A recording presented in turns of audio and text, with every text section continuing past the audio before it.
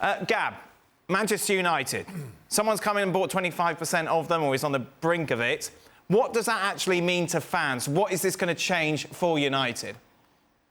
So it hasn't actually happened yet. It needs to be approved by the board on Thursday. I'm told there's still some details to work out, and then it's going to take something like 6 to 8 weeks. This someone is Sir Jim Ratcliffe, of course, owns Nice. And the way this has been reported thus far is he's buying a 25% stake in the club, but there is what they call a pathway to full control, which I take to mean that, or the way it's been interpreted, is little by little, he'll be acquiring more and more chunks of the club. Now, it's also been reported that he's going to have what they call operational control. And again, I think, will he be the one making all the decisions? I'm not quite sure, because there's still a lot of Glazers involved there.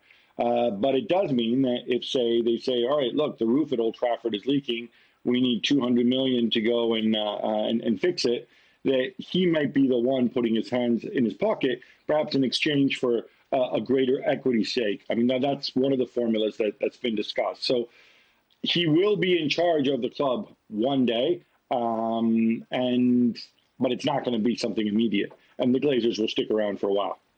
So, for example, if you want to buy someone in January, if you want to get Osimhen in January, will there now be funds available? Will there be 200 million to go and spend now because he's come in?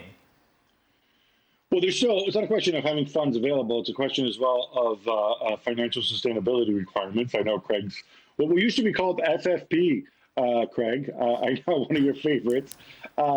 Manchester United can't go out, and they've lost money 2 years in a row. Never used to happen. So they can't go out and spend wildly.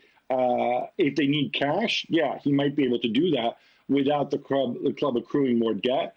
He may also be able to help restructure the debt in such a way that, they're not paying enormous amounts to service that debt year after year, which in turn would free up more money.